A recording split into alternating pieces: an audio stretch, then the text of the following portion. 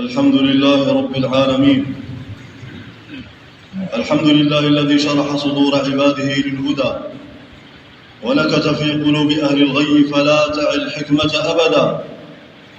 نحمده ونستعينه ونستغفره ونعوذ بالله من شرور أنفسنا وسيئات أعمالنا. من يهدي الله فهو المهتد ومن يضلل فلن تجد له وليا مرشدا. وأشهد أن لا إله إلا الله وحده لا شريك له أكمل للناس دينهم وأتم عليهم نعمته ورضي لهم الإسلام دينا. وأشهد أن محمدًا رسول الله خاتم الأنبياء والمرسلين. صل اللهم وسلم وبارك على هذا النبي الكريم وعلى ما اتصلت عين بنذر وأذن بخبر وأرض بمطر وعلى آله وأصحابه خير البشر ومن تبعهم بإحسان من المؤمنين واقتفى الأثر. أما بعد، عباد الله، أوصيكم ونفسي بتقوى الله. يا أيها الذين آمنوا اتقوا الله حق تقاته ولا تموتن إلا وأنتم مسلمون. أيها الجمع الكريم، يقول الحق تبارك وتعالى: الحج أشهر معلومات، فمن فرض فيهن الحج فلا رفث ولا فسوق ولا جدال في الحج، وما تفعلوا من خير يعلمه الله، وتزودوا فإن خير الزاد التقوى، واتقون يا أولي الألباب. فالحج ركن عظيم من أركان الإسلام امتن الله بها علينا ليغفر لنا الذنوب والآثام، فلله الحمد والمنة. سئل رسول الله صلى الله عليه وسلم: أي العمل أفضل؟ قال: إيمان بالله ورسوله. ثم قيل: ماذا؟ قال: جهاد في سبيل الله. ثم قيل: ماذا؟ قال: حج مبرور. متفق عليه. والمبرور هو الذي لا يرتكب صاحبه فيه معصية. فالحج هو قصد بيت الله الحرام بغرض أداء المناسك من إحرام وسعي ووقوف وطواف وغير ذلك، معلوم من الدين بالضرورة لا يجحده إلا كافر، وهو فرض على المسلم مرة في العمر مع الاستطاعة. ومشهور المذهب أنه يؤدى على التراخي إلا خوف الفوات فيجب على الفور، وهو ثابت بالكتاب والسنة وإجماع الأمة. قال تعالى: ولله على الناس حج البيت من استطاع إليه سبيلا ومن كفر فإن الله غني عن العالمين. وقال رسول الله صلى الله عليه وسلم في الحديث الذي رواه أبو هريرة رضي الله عنه: يا أيها الناس، إن الله قد فرض عليكم الحج فحجوا. فقال رجل: أكل عام يا رسول الله؟ فسكت حتى قالها ثلاثة، ثم قال: لو قلت نعم لوجبت ولما استطعتم. ثم قال رسول الله صلى الله عليه وسلم: ذروني ما تركتكم.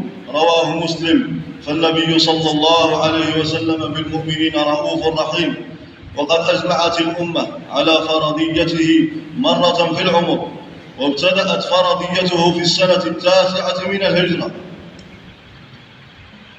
من هجرة خير البرية. فجزى الله عنا رسول الله صلى الله عليه وسلم خير ما جزى نبيا عن أمته ورسولا عن رسالته. أقول ما تسمعون وأستغفر الله لي ولكم فاستغفروه تجدوه غفورا رحيما، هو حسبنا ونعم الوكيل.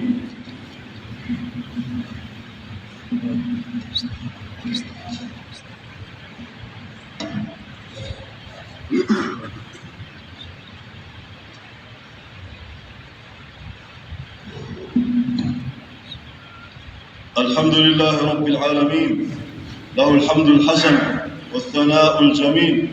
أحمده أن هدانا للإسلام، وأصلي وأسلم صلاة وسلاما دائمين متلازمين إلى يوم الدين على المبعوث رحمة للعالمين. وبعد، فأركان الحج عباد الله لا تجبر بدم ولا بغيره، وإن فات الحج وبقي في ذمة صاحبه حتى يؤديه. أما واجباته فتنجبر بالدم لفواتها أو لتركها، وهي طواف القدوم ووصل الطواف بالسعي وعدم الركوب فيهما وركعتا الطواف الواجب والنزول في مزدلفة والمبيت بمنى 3 ليال والإحرام من الميقات والتجرد من مخيط الثياب، والحلق أو التقصير، ورمي الجمرات، والتلبية. وصيغتها: لبيك اللهم لبيك، لبيك لا شريك لك لبيك، إن الحمد والنعمة لك والملك لا شريك لك. كأنه بهذا الشعار يلبي هذا النداء الإلهي القديم.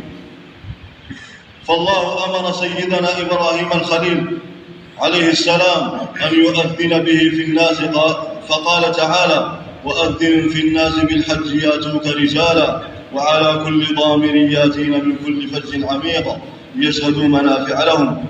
قال رسول الله صلى الله عليه وسلم: الحج المبرور ليس له جزاء إلا الجنة، رواه البخاري.